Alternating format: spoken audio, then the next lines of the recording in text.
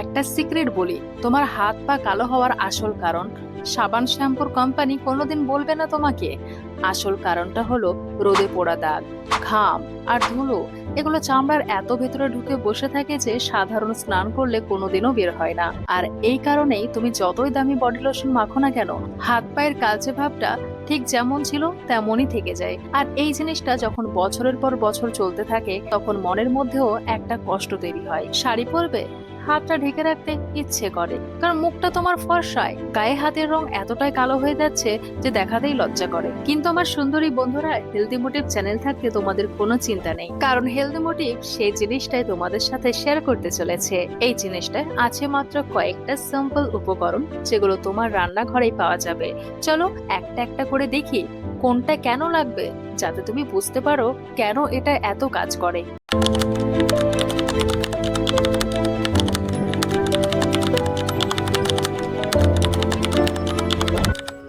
প্রথমে লাগবে 2 চামচ মসুর ডাল, কারণ এই ডালেই এমন উপাদান আছে যেটা ত্বকের কালো ভাব ভেতর থেকে কমাতে সাহায্য করে। আর আয়ুর্বেদে এটা কয়েকশো বছর ধরে এই কাজের ব্যবহার হয়ে আসছে। ডালটা যখন কালো ভাব কমানোর কাজ শুরু করবে, তখন তার সাথে দরকার এমন কিছু যা ত্বককে আরো উজ্জ্বল করবে। সেজন্য লাগবে 2 চামচ চালের গুঁড়ো, যেটা মরা চামড়া তুলবে এবং তোমার গায়ে হাতের রং উজ্জ্বল করে দেবে। এই দুটোর সাথে এবার দরকার এমন কিছু যা রক্ত চলাচল বাড়িয়ে তাড়াতাড়ি গ্লো নিয়ে আসবে। তাই দাও 2 চামচ কফি গুঁড়ো। এটা দিলেই দেখবে ত্বকে একটা সঙ্গে সঙ্গে চমক চলে আসবে। আর মনে রেখো, এই তিনটে জিনিস যত ভালো কোয়ালিটির হবে, রেজাল্টও তত ভালো হবে। সস্তা বা ভেজাল জিনিস দিয়ে কোনোদিন একই রেজাল্ট পাবে না। এবার বাকি দুটো জিনিসে আসি, যেগুলো ছাড়া এই রেসিপি অসম্পূর্ণ।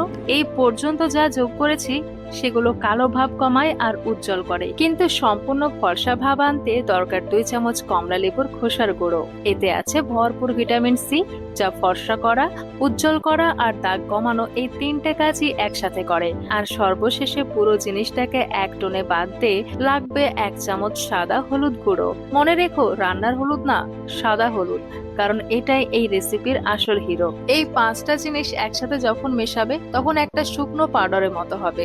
সেটাকে পেস্ট বানাতে হলে একটু টমেটোর রস বা টক দই দিলেই এটা একটা সুন্দর পেস্ট তৈরি হয়ে যাবে। পেস্টটা মেশানোর সময় খেয়াল রেখো যেন ক্রিমের মতো হয়, বেশি পাতলা না হয়ে যায়, আবার বেশি ঘনও না, তাহলে গায়ে ভালোভাবে লেগে থাকবে, গড়িয়ে পড়বে না। পেস্টটা রেডি হয়ে গেলে এবার হাত, পা, গলা, পিঠ যেখানে কালো ভাব বেশি, সেখানে ভালো করে লাগাও। পেস্টটিকে ইউজ করার সময় জাস্ট রাউন্ড শেপে 2 থেকে 3 মিনিট হালকা হাতে মাসাজ করো, যাতে ত্বকে ভালোভাবে বসে যায়। তারপর 25 থেকে 30 মিনিট শুকাতে দাও। শুকিয়ে গেলে হালকা ভেজা হাতে আবারও একটু ঘষে নিয়ে জল দিয়ে ধুয়ে ফেলো। এখন তুমি হয়তো ভাবছো, এই 5টা জিনিস একসাথে এত কাজ কিভাবে করে? উত্তরটা সহজ। ডাল কালো ভাব কমায়, চাল উজ্জ্বলতা আনে, কফি রক্ত চলাচল বাড়ায়, কমলা লেবু ভিটামিন সি দেয়, আর হলুদ সবকিছুকে একটা টোনে বেঁধে দেয়। বাজারের 1000 টাকার ক্রিমে এই একই উপাদান থাকে, শুধু প্যাকেজিং আর কেমিক্যাল দিয়ে দাম বাড়ানো হয়। যেহেতু এটা একটা ন্যাচারাল স্ক্রাব, তাই রোজ করা দরকার নেই, সপ্তাহে 3 থেকে 4 দিন করলে যথেষ্ট।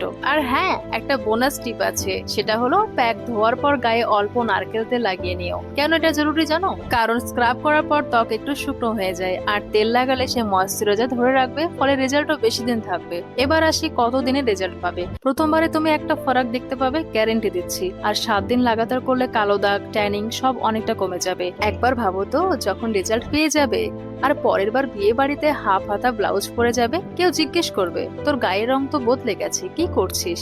সেই মুহূর্তটা কেমন লাগবে? এটা স্বপ্ন না, তুমি নিজেই এটা করতে পারবে। তবে একটা কথা মাথায় রেখো, ত্বক যদি সেনসিটিভ হয় তাহলে প্রথমবার হাতে একটু লাগিয়ে টেস্ট করে নিও, যাতে কোনো সমস্যা না হয়। ভালো লাগলে লাইক করো আর কমেন্টে বলো রেজাল্ট কেমন পেলে। আমি প্রত্যেকটা কমেন্ট পড়ি। পরে ভিডিওতে আরেকটা ঘরোয়া টোটকা নিয়ে আসবো। ততক্ষণ নিজের যত্ন নিও, ভালো থেকো।